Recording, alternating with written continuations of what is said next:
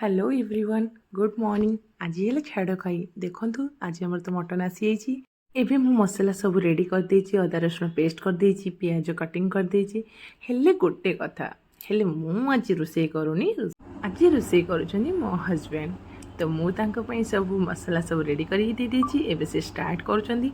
हेले से मते कहिले वीडियो रे मो फेस आनिबनी। मु कहले हो ठीक अछि तमे स्टार्ट कर, मु तम फेस आनुनी।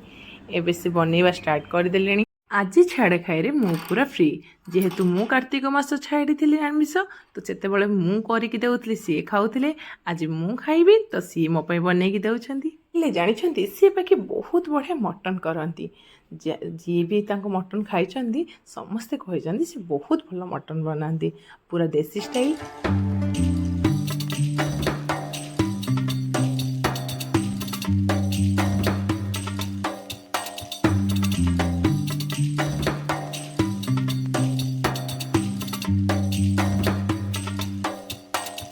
एबे पूरा कषा रेडी है। से मते कषा बाहर करके कहले तुम टेस्ट कर।